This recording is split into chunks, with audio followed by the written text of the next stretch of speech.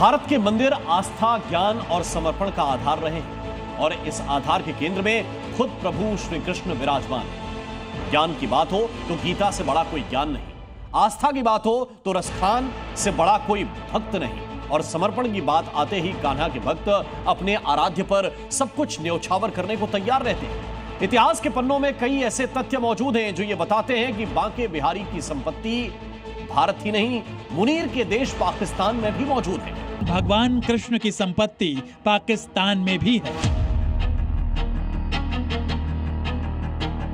वृंदावन की गलियों से लेकर पाकिस्तान तक बांके बिहारी की संपत्ति मौजूद है, जिसका जिक्र इतिहास के पन्नों में भी मिल जाता है। पाकिस्तान भले ही आज इस्लामिक मुल्क हो, लेकिन वहां भी बिहारी जी की संपत्ति मौजूद है, जिसका दावा खुद इतिहासकार कर रहे हैं। समय समय पर बहुत से हमारे पूर्वजों को दान में, सेवा में बिहारी जी महाराज की भेंट हेतु संपत्ति, भूमि, भवन, मकान, जमीन, जायदाद, खेत खलिहान मिलते रहे हैं, जिसका प्रामाणिक रूप से उल्लेख पुस्तकों में है, जो आपके सामने ये है। प्रहलाद गोस्वामी का दावा है कि पाकिस्तान के कई शहरों में बांके बिहारी के नाम पर हवेली, जमीन और मकान मौजूद हैं। इतिहास के पन्नों को पलटने पर पता चलता है कि पाकिस्तान के मुल्तान, सिंध, सियालकोट में मौजूद कृष्ण के मंदिरों से जुड़े दस्तावेजों की जांच करने पर बांके बिहारी की संपत्ति का सही पता लगाया जा सकता है।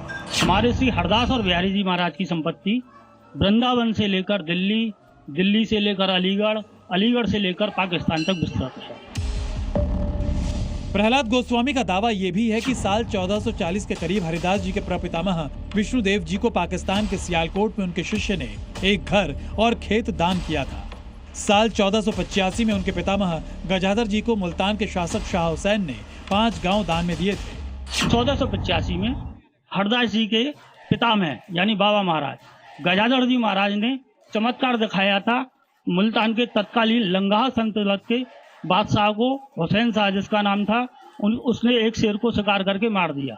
तो हरदास जी महाराज के पितामह ने उन पर जल छिड़क के उसे जीवित कर दिया। इस चमत्कार को देखकर वह शासक हरदास जी का शिष्य तो बना ही, उसने 5 गांवों का दान किया, जिसका भी उल्लेख इस पुस्तक में है।